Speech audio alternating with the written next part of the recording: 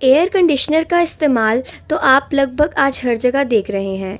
Air conditioner का काम एक स्थान के वातावरण को ठंडा रखना है और बदलते वातावरण के साथ गर्मी भी बढ़ती जा रही है और लोग ठंडक पाने के लिए ज़्यादा से ज़्यादा एयर कंडीशनर का इस्तेमाल कर रहे हैं।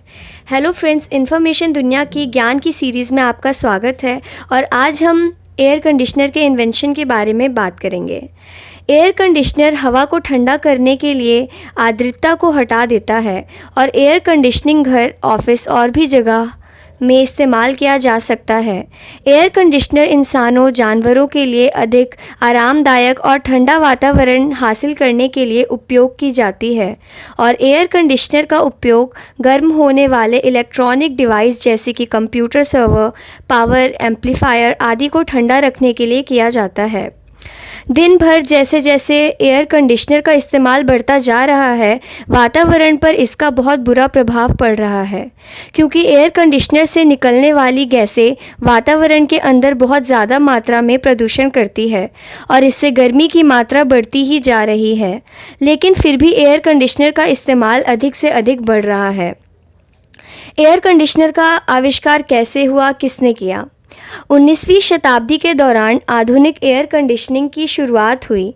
सन 1902 में न्यूयॉर्क में बफेलो में विलिस कैरियर द्वारा पहली आधुनिक विद्युत एयर कंडीशनर का आविष्कार किया और सन 1906 में Stuart W R Cramer of Charlotte ने अपने कपड़े मिल में हवा में नमी को कम करने के तरीके की खोज की थी, जिसे क्रैमर ने एयर कंडीशनिंग शब्द का प्रयोग किया और उन्होंने इसे पेटेंट करवा लिया।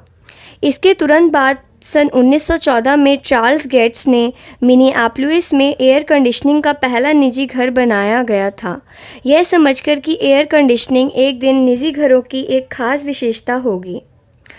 और सन 1945 में मैसाचुसेट्स के लीन के रॉबर्ट शेरमैन ने एक पोर्टेबल इन विंडो एयर कंडीशनर का आविष्कार किया जो ठंडा, गर्म, ह्यूमिडिफिकेशन, डिहाइड्रेटेड और हवा को फिल्टर्ड करती थी और एयर कंडीशनर घर के अंदर जगह भी नहीं रोकती थी क्योंकि इसको बाहर लगा के कूलिंग पाइप्स को अंदर लाई जा सकती थी।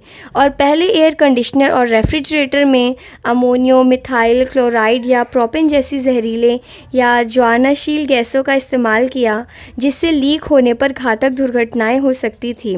फिर सन 1928 में थॉमस मैकगिली जूनियर ने गैर ज्वलनशील, गैर विषैली क्लोरोफ्लोरोकार्बन गैस फिन को बनाया और फिर एयर कंडीशनर और रेफ्रिजरेटर में क्लोरोफ्लोरोकार्बन, हाइड्रोक्लोरोफ्लोरोकार्बन या हाइड्रोफ्लोरोकार्बन का इस्तेमाल करना शुरू किया।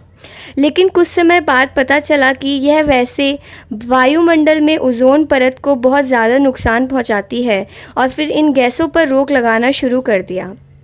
और आज की कंपनियां वातावरणीय प्रभाव को देखते हुए एयर कंडीशनर के अंदर ऐसी गैस इस्तेमाल कर रही है जिससे कि वातावरण को नुकसान भी ना हो और एयर कंडीशनर पूर्ण मात्रा में ठंडक भी देती रहे। और पिछले वर्षों में एयर कंडीशनर का इस्तेमाल में बहुत ज़्यादा मात्रा में बढ़ोतरी हुई है।